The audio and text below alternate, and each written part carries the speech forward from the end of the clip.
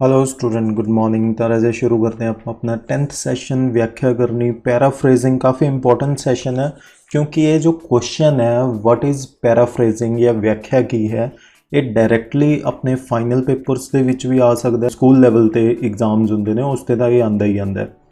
ਤਾਂ ਸ਼ੁਰੂ ਕਰਦੇ ਹਾਂ ਇਸ ਸੈਸ਼ਨ ਦੇ ਨਾਲ। ਵਿਆਖਿਆ ਕੀ ਹੈ? ਦੇਖੋ, ਆਪਾਂ ਕੁਐਸਚਨਸ ਦੀ ਵਿਆਖਿਆ ਕਰਦੇ ਰਹਿੰਦੇ ਹਾਂ ਜਾਂ ਵੈਸੇ ਆਪਾਂ ਕਿਸੇ ਦੀ ਕਹੀ ਹੋਈ ਗੱਲ ਨੂੰ ਵੀ ਆਪਾਂ ਆਪਣੇ ਸ਼ਬਦਾਂ ਦੇ ਵਿੱਚ ਵਿਆਖਿਆ ਕਰਕੇ ਦੱਸਦੇ ਹਾਂ। ਤਾਂ ਪੈਰਾਫਰੇਜ਼ਿੰਗ ਇਜ਼ ਅ ਟੈਕਨੀਕ ਜਿਸ ਦੇ ਵਿੱਚ ਤੁਸੀਂ ਕਿਸੇ ਦੀ ਕਹੀ ਹੋਈ ਗੱਲ ਨੂੰ ਦੁਬਾਰਾ ਤੋਂ ਆਪਣੇ ਹਿਸਾਬ ਨਾਲ ਆਪਣੇ ਸ਼ਬਦਾਂ ਦੇ ਵਿੱਚ ਐਕਸਪਲੇਨ ਕਰਦੇ ਹੋ, ਤਾਂ ਉਸ ਚੀਜ਼ ਨੂੰ ਅਸੀਂ ਪੈਰਾਫਰੇਜ਼ਿੰਗ ਕਹਿੰਦੇ ਹਾਂ। ਜਿਵੇਂ ਇੱਥੇ ਲਿਖਿਆ ਹੋਇਆ ਹੈ, ਮਰੀਅਮ ਵੈਬਸਟਰ ऑनलाइन डिक्शनरी अनुसार शब्द पैराफ्रेज का भाव है वाक या कम दा मुड़ के किसी दूजे तरीके नाल अर्थ दसना। मतलब कि किसी की कही हुई गल या कोई लिखी हुई गल नूं अपने शब्दों के विच दोबारा तो बदल के दस रहे हैं आपां। मतलब मैसेज उही जा रहा पर शब्द नूं या गल नूं आपां बदल के दस रहे हैं। साधारण शब्दों विच किसी दूजे व्यक्ति द्वारा कहे गए शब्दों नूं अपने शब्दों के विच बयान करना। तो उही चीज़ां आ गईयां जिवें paraphrasing sends a signal to speak that you got what the speaker is saying। ਤਾਂ ਪੈਰਾਫਰੇਜ਼ਿੰਗ ਦੀ ਟੈਕਨੀਕ ਤੋਂ ਜਾਂ ਪੈਰਾਫਰੇਜ਼ਿੰਗ ਤੋਂ ਆਪਾਂ ਨੂੰ ਇਹ ਪਤਾ ਲੱਗਦਾ ਹੈ ਕਿ ਸੁਣਨ ਵਾਲੇ ਨੂੰ ਇਹ ਚੀਜ਼ ਸਮਝ ਆ ਗਈ ਹੈ ਕਿ ਉਸ ਨੂੰ ਕਿਹਾ ਕੀ ਗਿਆ। ਜਿਵੇਂ ਮੰਨ ਲਓ ਮੈਂ ਤੁਹਾਨੂੰ ਦੱਸ ਰਿਹਾ ਤੇ ਮੇਰਾ ਸਮਝਾਇਆ ਹੋਇਆ ਸੈਸ਼ਨ ਤੁਸੀਂ ਕਿਸੇ ਅੱਗੇ ਹੋਰ ਸਟੂਡੈਂਟ ਨੂੰ ਦੱਸੋ ਤਾਂ ਮੈਨੂੰ ਇਹ ਕਲੀਅਰ ਹੋ ਜਾਏਗਾ ਕਿ ਹਾਂਜੀ ਤੁਹਾਨੂੰ ਇਹ ਸੈਸ਼ਨ ਸਮਝ ਆ ਗਿਆ। ਉਦਾਹਰਨ ਦੇ ਲਈ ਕਹਿਣ ਦਾ ਭਾਵ ਹੈ कि एक कस्टमर है वो कहता कि I really like the Apple Macintosh PC भी एप्पल का कंप्यूटर मैनू पसंद है, एप्पल का लैपटॉप पसंद है, Apple iPad and Apple iPod.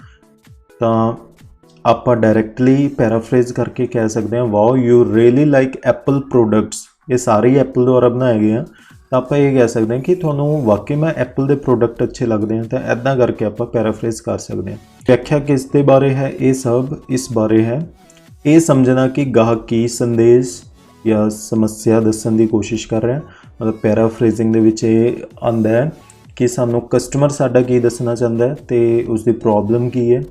तो यह राजे आप एज अ CSR समझ रहे हैं भी कस्टमर सर्विस रिप्रजेंटेटिव भी आप पैराफ्रेजिंग की टैक्नीक नू अपनाइए। गाहक के संदेश समस्या नू समझना कि वो कहना की जा रहा है। महत्वपूर्ण गल्लां नू अपनी आवाज़ भी दोबारा बयान करना कि जो इंपॉर्टेंट गल्लां ने उन्होंने दोबारा तो उसनू दसना। जो मान लो कस्टमर ने कहा कि मैनू इंटरनेट दे विच प्रॉब्लम आ रही है तो कस्टमर केयर कहता है हाँ जी तो जिस तरीके नाल मैं समझ पा रहा कि तुहानू इंटरनेट चलान दे विच दिक्कत आ रही है तो ऐदां पैराफ्रेज करके दसना। इंपॉर्टेंट गल्लां नू दोबारा दस रहे हैं। व्याख्या क्यों जरूरी है? व्याख्या इसलिए जरूरी है, अगे देखते हैं व्याख्या क्यों जरूरी है। ਇਹ ਸਪਸ਼ਟ ਕਰਨਾ ਕਿ ਗਾਹਕ ਕੀ ਕਹਿ ਰਿਹਾ। ਗਾਹਕ ਨੂੰ ਦੁਬਾਰਾ ਆਪਾਂ ਦੱਸਾਂਗੇ ਆਪਣੇ ਸ਼ਬਦਾਂ ਦੇ ਵਿੱਚ ਵੀ ਤੁਸੀਂ ਇਹ ਕਹਿਣਾ ਚਾਹੁੰਦੇ ਹੋ ਤਾਂ ਇਹ ਆਪਾਂ ਕਲੀਅਰ ਕਰ ਰਹੇ ਹਾਂ ਤਾਂ ਕਿ ਕਸਟਮਰ ਵੀ ਰਿਲੈਕਸ ਫੀਲ ਕਰੇ ਕਿ ਸਾਹਮਣੇ ਵਾਲੇ ਨੂੰ ਮੇਰੀ ਪ੍ਰੋਬਲਮ ਸਮਝ ਆ ਗਈ ਹੈ। ਆਪਣੇ ਗਾਹਕ ਨੂੰ ਇਹ ਦਰਸਾਉਣਾ ਕਿ ਉਹ ਜੋ ਵੀ ਕਹਿਣਾ ਚਾਹੁੰਦਾ ਹੈ ਜਾਂ ਕਹਿਣਾ ਚਾਹੁੰਦੀ ਹੈ ਉਸ ਵਿੱਚ ਤੁਸੀਂ ਰੁਚੀ ਰੱਖਦੇ ਹੋ ਵੀ ਇੰਟਰਸਟ ਰੱਖ ਰਹੇ ਹੋ। ਹੁਣ ਦੇਖੋ ਪੈਰਾਫਰੇਜ਼ਿੰਗ ਦੀ ਟੈਕਨੀਕ ਨੂੰ ਮੈਂ ਕਲਾਸ ਦੇ ਐਗਜ਼ਾਮਪਲ ਨਾਲ ਸਮਝਾਉਂਦਾ।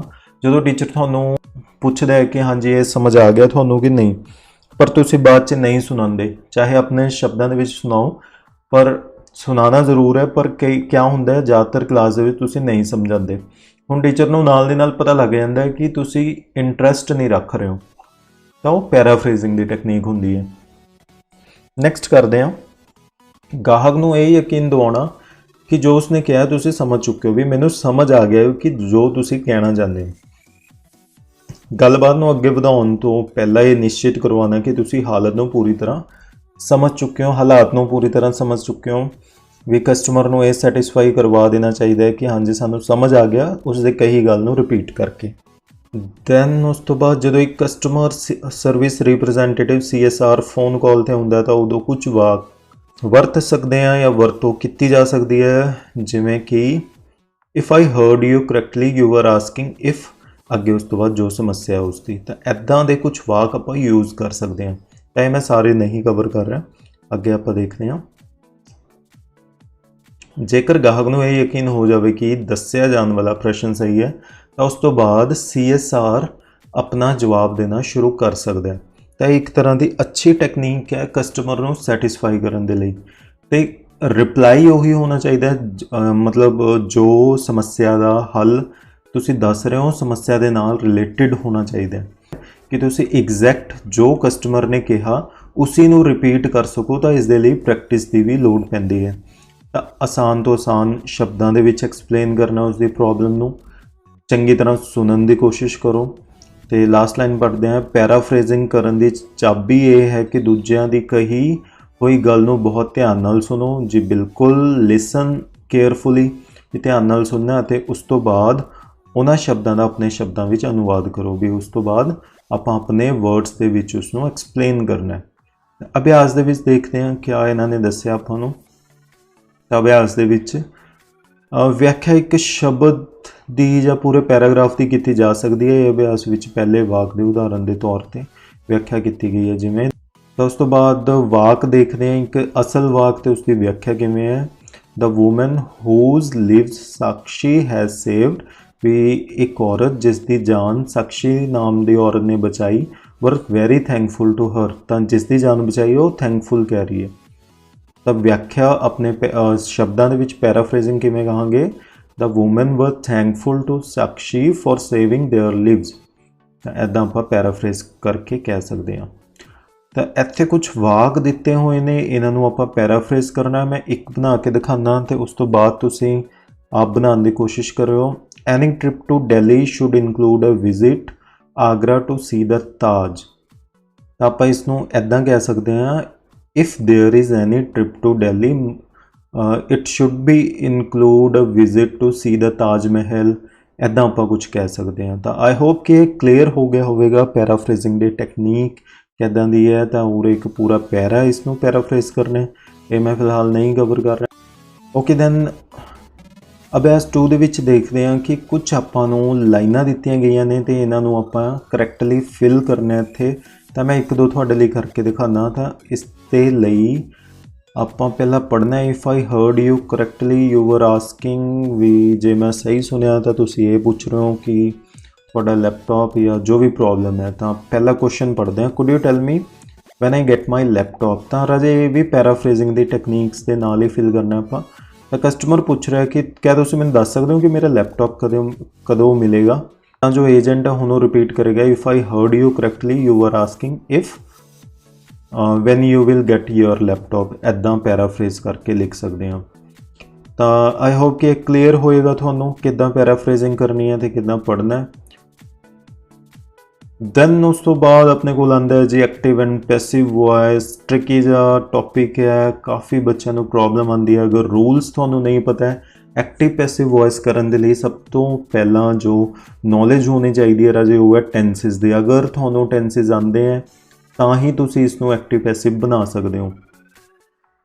ਤਾਂ ਟੈਂਸਿਸ ਪਹਿਲਾਂ ਚੰਗੀ ਤਰ੍ਹਾਂ ਪੜ੍ਹੋ, ਦੈਨ ਉਸ ਤੋਂ ਬਾਅਦ ਐਕਟਿਵ ਪੈਸਿਵ ਵੌਇਸਿਸ ਨੂੰ ਤੁਸੀਂ ਕਵਰ ਕਰੋ। ਕਲੀਅਰ ਹੈ। ਤਾਂ ਟੈਂਸ ਜੇ ਕਿਸੇ ਨੂੰ ਨਹੀਂ ਆਉਂਦੇ ਤਾਂ ਉਹ ਪਲੀਜ਼ ਇੱਕ ਵਾਰੀ ਟੈਂਸ ਨੂੰ ਰਿਵਾਈਜ਼ ਕਰੋ, ਦੈਨ ਐਕਟਿਵ ਪੈਸਿਵ ਨੂੰ ਕਰਨ ਬਾਰੇ ਅੱਗੇ ਦੇਖਣਾ ਹੈ ਤੁਸੀਂ।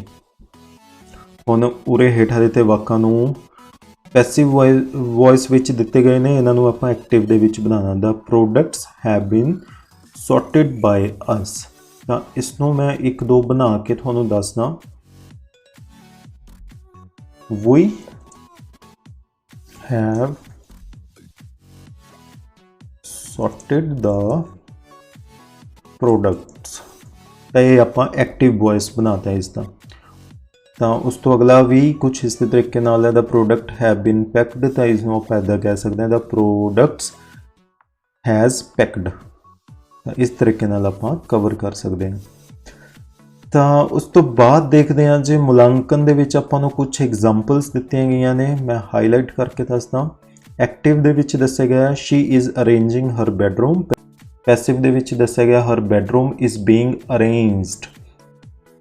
ਤਾਂ ਇੱਥੇ ਤੁਸੀਂ ਇਹ ਚੀਜ਼ ਨੋਟ ਕਰੋ ਕਿ ਜਦੋਂ ਆਪਣੇ ਕੋਲ ਐਕਟਿਵ ਵੌਇਸ ਹੈ, ਐਕਟਿਵ ਦੇ ਵਿੱਚ ਜੋ ਸਬਜੈਕਟ ਹੋਏਗਾ ਤਾਂ ਵਰਬ ਦੱਸੇਗੀ ਕਿ ਉਸਨੇ ਕਿਆ ਕੰਮ ਕਰਨਾ ਹੈ, ਪਰ ਪੈਸਿਵ ਦੇ ਵਿੱਚ ਜੋ ਆਬਜੈਕਟ ਹੋਏਗਾ ਉਹ ਕਨਵਰਟ ਹੋ ਜਾਏਗਾ ਸਬਜੈਕਟ ਦੇ ਨਾਲ। ਤਾਂ ਇਹ ਵੀ ਤੁਸੀਂ ਯਾਦ ਰੱਖਣਾ ਹੈ। ਦੈਨ ਇਸ ਦੇ ਕੁਝ ਸਪੈਸੀਫਿਕ ਰੂਲਸ ਹੈ ਕਿ ਵਰਬ ਦੀ ਫਾਰਮ ਥਰਡ ਕਰ ਦੇਣੀ ਹੈ ਪੈਸਿਵ ਦੇ ਵਿੱਚ, ਪਾਸਟ ਪਾਰਟੀਸਿਪਲ ਜਿਸ ਨੂੰ ਆਪਾਂ ਕਹਿ ਦਿੰਦੇ ਹਾਂ। ਤਾਂ ਨੈਕਸਟ ਆਪਾਂ ਨੂੰ ਮੁਲਾਂਕਣ ਦਿੱਤਾ ਹੋਇਆ ਰਾਜੇ, ਮੈਂ ਤੁਹਾਡੇ ਲਈ ਫਿਲ ਆਲਰੇਡੀ ਕਰਕੇ ਰੱਖੇ ਹੋਏ ਹੈ। ਤਾਂ ਇਹਨਾਂ ਨੂੰ ਤੁਸੀਂ ਧਿਆਨ ਨਾਲ ਪੜ੍ਹਨਾ ਹੈ, ਜਿਵੇਂ 1 by 1 ਆਪਾਂ ਕਰਦੇ ਹਾਂ। 2-3 ਮੈਂ ਕਰਵਾ ਦਿੰਦਾ। I have categorized the item that can be placed together। ਤਾਂ ਇਸ ਨੂੰ ਆਪਾਂ ਪਹਿਲਾਂ ਸੈਪਰੇਟ ਕਰਨਾ ਹੈ, ਤਾਂ ਸੈਪਰੇਟ ਆਪਾਂ ਇੱਥੇ ਤੋਂ ਕਰ ਰਹੇ ਹਾਂ। The item that can be packed together have been categorized by me। ਤਾਂ ਇਸ ਦਾ ਇਹ ਆਨਸਰ ਹੋ ਗਿਆ। ਤਾਂ ਇਸ ਦੇ ਵਿੱਚ ਰਾਜੇ ਕੁਝ ਰੂਲ ਯੂਜ਼ ਹੁੰਦੇ ਨੇ, ਤਾਂ ਰੂਲਸ ਮੈਂ ਕਵਰ ਨਹੀਂ ਕਰ ਰਿਹਾ। ਇਫ ਯੂ ਵਾਂਟ ਕਿ I will cover the rules also, ਤਾਂ ਤੁਸੀਂ ਮੈਨੂੰ ਕਮੈਂਟ ਕਰਕੇ ਦੱਸੋ ਕਿ ਤੁਹਾਨੂੰ ਐਕਟਿਵ ਪੈਸਿਵ ਵੌਇਸਿਸ ਦੀ ਇੱਕ ਸੈਪਰੇਟ ਵੀਡੀਓ ਚਾਹੀਦੀ ਹੈ, ਤਾਂ ਉਹ ਮੈਨੂੰ ਕਮੈਂਟ ਦੇ ਵਿੱਚ ਦੱਸੋਗੇ। ਨੈਕਸਟ ਦੇਖਦੇ ਹਾਂ, she has made a list of items packed in each carton. ਤਾਂ ਇਸ ਨੂੰ ਵੀ ਆਪਾਂ ਸੈਪਰੇਟ ਕਰਨਾ ਕਿ ਆਬਜੈਕਟ ਕਿਸ ਨੂੰ ਸਿਲੈਕਟ ਕਰਨਾ। A list of items packed in each carton has been made by her। ਤਾਂ ਇਸ ਤਰੀਕੇ ਨਾਲ ਆਪਾਂ ਬਾਕੀ ਵੀ ਕਰਾਂਗੇ। ਤਾਂ ਇਹ ਆਨਸਰਸ ਮੈਂ ਤੁਹਾਡੇ ਨਾਲ ਸ਼ੇਅਰ ਕਰ ਚੁੱਕੇ ਇਸ ਵੀਡੀਓ ਦੇ ਵਿੱਚ। ਇਹਨਾਂ ਨੂੰ ਪੌਜ਼ ਕਰੋ ਤੇ ਧਿਆਨ ਨਾਲ ਦੇਖੋ, ਸਟੱਡੀ ਕਰੋ, ਪੜ੍ਹੋ, ਤੇ ਕਾਪੀਜ਼ ਦੇ ਵਿੱਚ ਆਹ ਚੀਜ਼ ਕਰਨੀ ਹੈ ਤੁਸੀਂ। ਤੇ ਇੱਕ ਕੁਐਸਚਨ ਵੀ ਤੁਸੀਂ ਨੋਟ ਕਰਨਾ ਕਾਪੀ ਦੇ ਵਿੱਚ, ਜੋ ਸਟਾਰਟਿੰਗ ਦੇ ਵਿੱਚ ਦਿੱਤਾ ਹੋਇਆ, ਵਿਆਖਿਆ ਕੀ ਹੈ, ਪੈਰਾਫਰੇਜ਼ਿੰਗ ਕੀ ਹੈ, ਇਸ ਨੂੰ ਵੀ ਤੁਸੀਂ ਆਪਣੀ ਕਾਪੀ ਦੇ ਵਿੱਚ ਕਰਨਾ ਹੈ। ਆਈ ਹੋਪ ਕਿ ਇਹ ਸੈਸ਼ਨ ਤੁਹਾਨੂੰ ਕਲੀਅਰ ਹੋਏਗਾ। ਦੈਨ ਲਾਸਟ ਗੱਲ ਜੋ ਮੈਂ ਕਹਿਣਾ ਚਾਹੁੰਦਾ, ਜੇ ਤੁਹਾਨੂੰ ਐਕਟਿਵ ਪੈਸਿਵ ਵੌਇਸਿਸ ਦੀ ਅਲੱਗ ਤੋਂ ਵੀਡੀਓ ਚਾਹੀਦੀ ਹੈ ਤਾਂ ਉਹ ਮੈਨੂੰ ਕਮੈਂਟ ਕਰਕੇ ਦੱਸੋ, ਨਹੀਂ ਤਾਂ ਆਪਾਂ ਅਗਲਾ ਟੌਪਿਕ ਕਵਰ ਕਰਾਂਗੇ, ਜੋ ਸੈਸ਼ਨ ਕਵਰ ਕਰਾਂਗੇ, ਜੋ ਨੈਕਸਟ ਹੈ ਆਪਣਾ। ਤਾਂ ਮਿਲਦੇ ਹਾਂ ਜੀ ਨੈਕਸਟ ਵੀਡੀਓ ਦੇ ਵਿੱਚ। Till then good bye and have a nice day.